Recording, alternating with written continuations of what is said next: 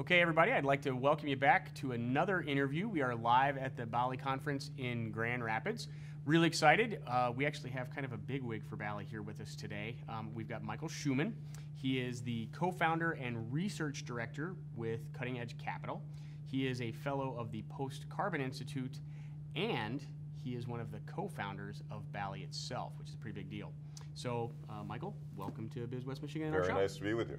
Thanks. So, obviously, a lot of what's going on. It's got to be pretty exciting to see this many people at the conference here in Grand Rapids, and we appreciate you guys bringing it to Grand Rapids. Now, the topic that you're talking about, and a lot of what you do, you're kind of the money guy, right? Well, I've become a money guy. I've been writing and researching and speaking in this area for almost 20 years, and for a long time it was around the policies of local economy, and then the businesses got very interested in this, and that led to the founding of BALLE. And I think the first kinds of activities that we embraced were businesses technically supporting one another, and also business alliances like Grand Rapids Local First promoting local purchasing. And then the financial crisis hit in 2008, and everyone said, what about the money? How can we get our savings and investments circulating locally? Because compared to our purchasing, probably half or three-quarters of which, depending on where you live, is local right now, almost none of your investment capital is local. Right. And we're trying to change that. We had an opportunity to interview Vince Siciliano, and he had us saying, where does your money spend the night? Which I thought was kind of interesting. So right, and I would say where does it spend its lifetime? Because Americans right now have $30 trillion in long-term savings in stocks, bonds, mutual funds, pension funds, and insurance funds. And if our capital markets were working properly, roughly half of that money, $15 trillion, would be going from Wall Street to Main Street. And in point of fact, none of that money is. So we are all systematically over-investing in Fortune 500 companies we just trust, and not investing at all in the local businesses we know are essential for community vitality. Unless the businesses that we're investing in are local, if we're lucky. Right. Or unlucky, depending on how you look at it. So one of the things that you're here speaking about is the concept of community funding, which is kind of what we're talking about. Now, when I was kind of looking up community funding, I thought that's an interesting term. But then I started relating it to kind of the idea of crowdfunding.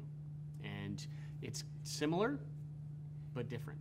Right. And crowdfunding means many people putting what people often think of as small amounts of money. It doesn't have to be small amounts, but many people putting little chunks of money into one particular project.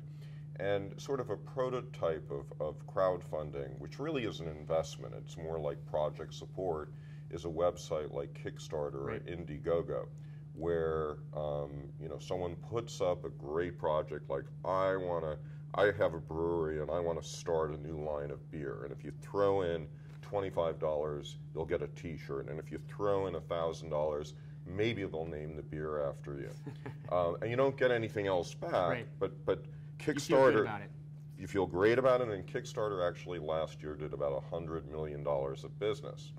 Now, the difference between crowdfunding and community funding is the localness, because in fact, all these crowdfunding sites, whether you're talking about the project support sites like Indiegogo or revolving loan sites like Kiva.org or Prosper.com. These are often called peer-to-peer, but the peers are at a long distance from one another. So people are often hundreds or thousands of miles away. And my concern about these sites is that every dollar that you lend to an entrepreneur, a micro-entrepreneur, a great micro-entrepreneur, say in Bolivia, is a dollar that's unavailable for a great micro-entrepreneur in Grand Rapids. Right. So community funding is how can we take our scarce investment dollars and really put them to work at home. So And that's amazing. I mean, the companies that I've run, one of the things that I did to accelerate my cash flow was I actually utilized my business partners, my distributors, some of my customers, and I would use their capital to fund my business. And whether that was doing consignment inventory on my floor so that I didn't have to buy the inventory until I needed it. There was a lot of different ways to do that. And I think a lot of people, they may know how to do it, but they forget. Yeah. we all remember everything all the time, Right. But you've got 5 categories, and I wanted to kind of pull that around with, there's different ways that you can do community funding, and I'm cheating and reading from my card, but there's fan funding, which is also kind of customer funding. I'd like to touch on that one. Co-ops, direct private offerings, grants and public-private partnerships, which is kind of intriguing. And then there's obviously a direct public offering. So we may not get to all of those, but I definitely want to cover the fan funding, co-ops, and the direct private if we can. So Okay. Tell me a little bit about the fan funding or the customer funding process. Well, so really, when you're talking about fan or customer funding, I mean, let's go back to the examples that I talked about. So, in a way, the Kickstarter, Indiegogo sites are fan funding, Right. because they're not really But they're not investments. Not local, but there are. Well, first of all, within Indiegogo, you can put up a local project and then through your Facebook just mobilize local people to be the majority of the project contributors. So I think there's always that possibility. And the other thing is, when you're talking about fans, since we're not talking about outside owners who get control over the project, maybe we're less worried about outsiders putting money into it. But when you start creating some kind of ownership interest or a liability interest, if it's a loan coming from a long distance away, you probably are not really talking about fans. You're talking about a security. And once you get into the world of securities, you come under both U.S. Right. and state law with securities. And security... And that's not complex at all. Yeah. Securities law is, in my view, securities law is the modern equivalent of Alice in Wonderland, because you go down through this world of jabberwocky, and everything is distorted, nothing makes sense. The Red Queen says, "Off with their heads if you dare talk with a potential investor without paying off lawyers $50,000 to $100,000 in order to get a thick stack of documents written in 8-point font, all caps, that no human being has ever been observed to read." So, I mean, it's a crazy system that we have right now.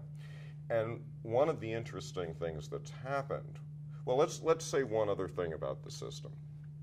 The system has been ineffective at achieving its goal, which is to prevent fraud. And it has been highly effective at something that was not its goal, which was to prevent the 99% of us who are not wealthy or unaccredited, to prevent us from putting any money whatsoever into the 99% of firms that are small and local. Right. So it has been a stunning success at creating investment apartheid, where the 1% can invest in anything and the other 99% can invest in almost nothing. So a bunch of people in Congress, a kind of odd consortium of allies, Tea Party Republicans led by Patrick McHenry of North Carolina, and Occupy Wall Street Democrats, supported by President Obama, decided to fundamentally overhaul the law. And so in a bill called the Jobs Act, which President Obama signed just about 6 weeks ago, there are many provisions to it, but the most important provision is that crowdfunding is now legal and not very expensive for small businesses.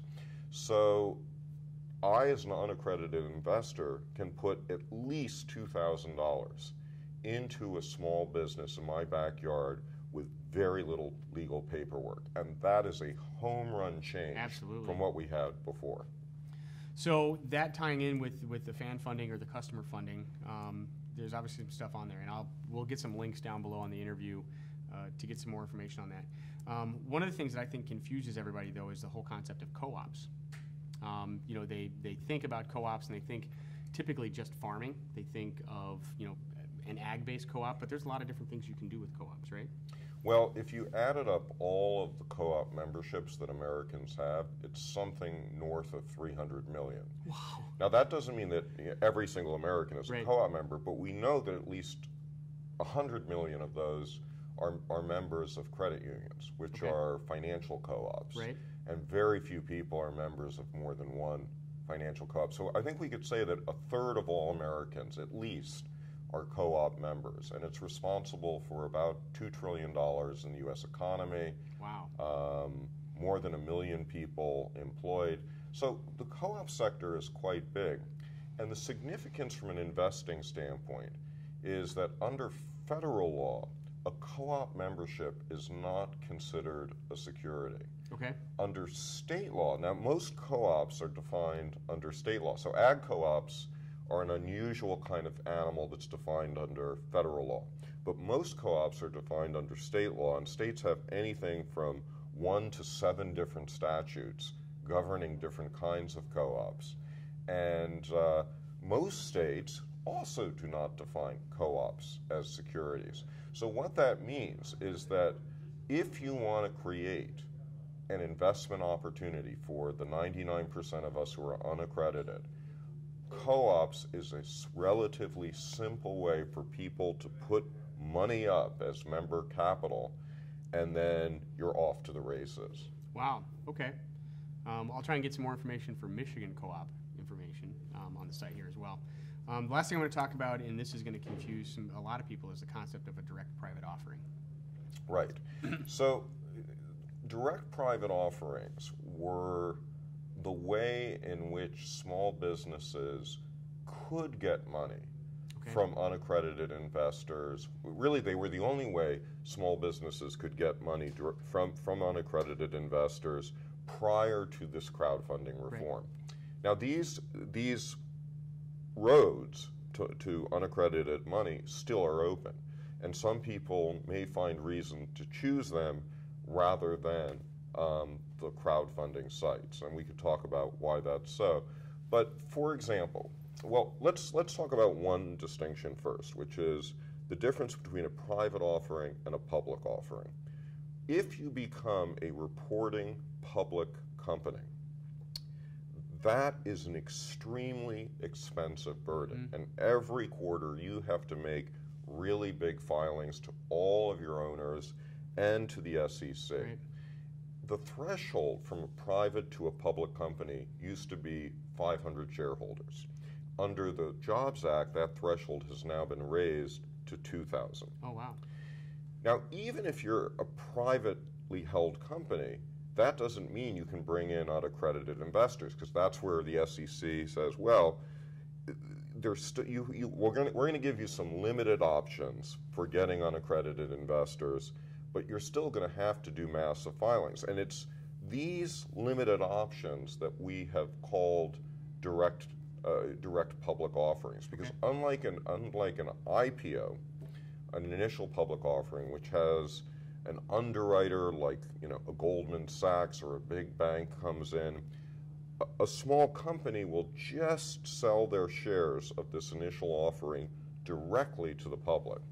And so one of the most common exemptions that people use for this kind of offering is the intrastate offering. So if you have a really local business, sells local, has local assets, has local suppliers, you can qualify for this offering and then sell shares to an unlimited, up until you become a public company, number of investors in your state. The tricky thing about it is that if one of those investors just tries to sell the shares outside of the state, you can lose your exemption. Uh-oh. So it's like a guillotine or a mousetrap ready to get at you. But nevertheless, that kind of option still exists, and there's other ones as well that, some are called Reg A, some are called Reg D, and they each have little rules around them about how companies can get capital. So these remain in place. They are also very expensive. These are the things that I mentioned at the outset that will cost someone $50,000 to $100,000 of Right. lawyer's expense to get papered properly. Okay. That sounds fairly complex. I like the first two a lot better. All right, so just from a timing standpoint, obviously there's Cutting Edge Capital, and we've got, I think, Jenny Kassan coming on here shortly. Tell us a little bit about your book. You got your latest book, which is, it's a fairly long title. Local dollars, local cents, how to shift your money from Wall Street to Main Street and achieve real prosperity. You didn't even have to read it. I was going to have to read it. Right, so. it took me a while to memorize it, but there it is. So it sounds pretty interesting. Obviously, it's where is it available? Where can I get it? You can find it all over the web. You Okay. can get it directly from Chelsea Green if it's not available at your local bookstore. But we've mostly focused the marketing on independent local bookstores. Okay. But the book is really an effort to give lots of case studies about how unaccredited investors have been brought in successfully into supporting community businesses. And I wrote the book before this crowdfunding reform happened. So it really is about a universe of options that now is even larger. Right. The other thing that I talk about at the book, and this in the book, and this is at the end, is options for investing in yourself. Okay. Because in a way, when you put money in your own bank account so you're not using outsider credit cards, that's local investment. When you put money into your home rather than into your Walmart 401k, that's investing in your community. When you invest in a greenhouse adjacent to your house or your own education, that's a local investment. And it turns out that nearly all of these investments are better than Wall Street. Wow. Very cool. Well, you guys just got a lot of information. So we'll have a couple links to the book on the site. Really appreciate the information. And again, I'll get some information on the links to put down below. So again, we've got Michael Shuman. We are from the BALLE conference in Grand Rapids. Guys, thanks for watching.